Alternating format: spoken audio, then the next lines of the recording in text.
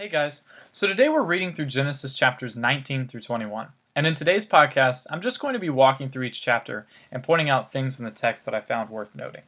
So let's begin with God's rescue of Lot and destruction of Sodom. Now remember where we left off from yesterday's reading.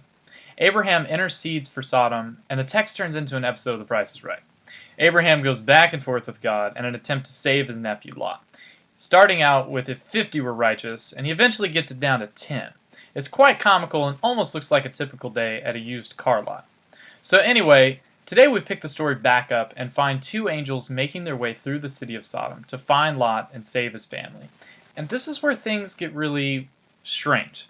Some men come to Lot's home seeking to have relations with the angels, which gives us a hint and look into how bad things have gotten in the city. And as if this wasn't bad enough, Lot then offers up his two virgin daughters to take their place. That's insane.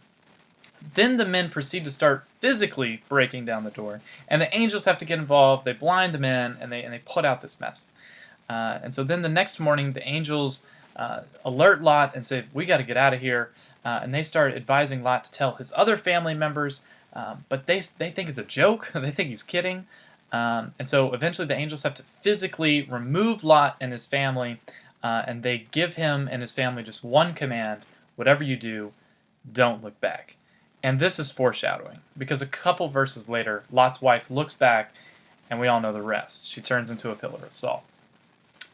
But this has symbolism, because this is a future warning to all believers who attempt to look back on their life of sin, and especially a life of sin involving sexual immorality, the primary sin of Sodom. This is, by the way, the only sin in the entire Bible that we are told to physically flee from.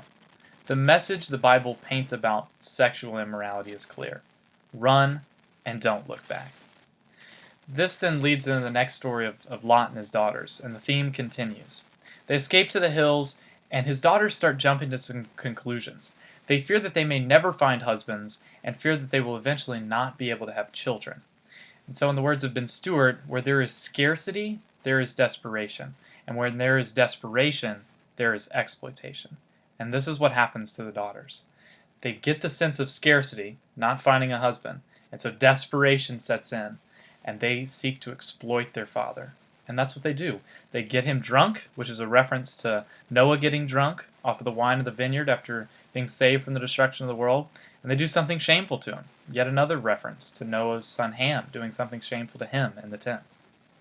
The women have two sons, Moab and Ben-Ammi, and their offspring become the Moabites and Amorites. And we're going to read more about them later on in the story, but eventually they become two of Israel's greatest enemies. So this story has significance. Let's move on to Abraham and Abimelech, the two primary characters of today's reading.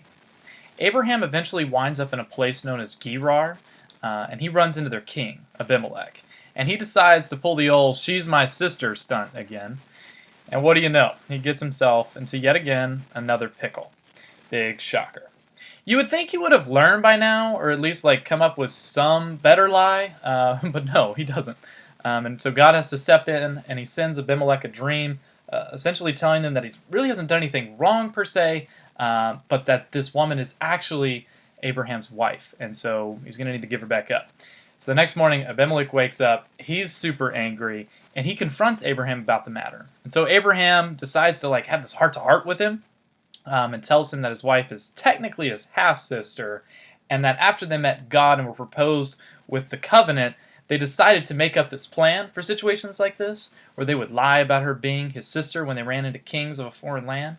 But technically, it's not really a lie, because she's our half-sister, so it's more just not telling the whole truth. But clearly it's not working out, and so they have to apologize. Then the Bible moves to the story of Isaac's birth. So we're told Isaac is born, and that this makes Sarah laugh. But then we're told she hears Hagar laughs about it, and then it's not funny anymore. Sarah flips her lid and banishes Hagar from the group.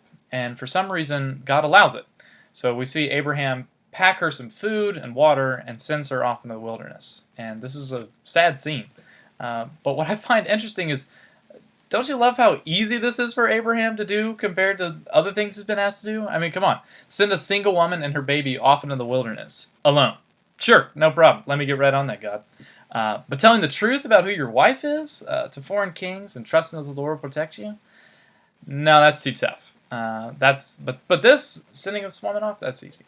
And poor Hagar, as if things can't get any worse for her, she runs out of water, and then this dramatic scene unfolds where we're told she sits Ishmael under this bush, far enough away from her so she won't have to watch him die.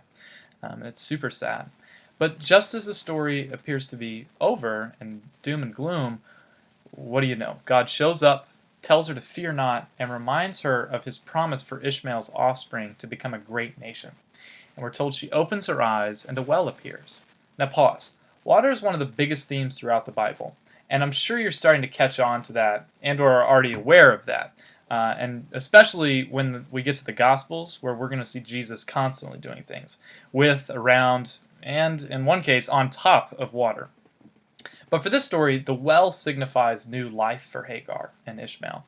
And Jesus would eventually take that concept, water signifying life, to the extreme by promoting himself as the living water. So there's a lot of cool comparisons and foreshadowings in this story. Okay, but back to the story. So then the story returns to Abraham, and him and Abimelech have this exchange, and we're told they entered into a covenant or a treaty of some sort together to never deal falsely with one another again. So that's all for today's podcast. No, it was short, not too much in the text today, but tomorrow there will be. Tomorrow we'll be taking a look at the sacrifice of Isaac, one of the most famous stories in the Bible, Sarah's death, and then the story of Isaac and Rebekah and how they come together and eventually get married. So be looking forward to that, and I'll talk to you guys tomorrow.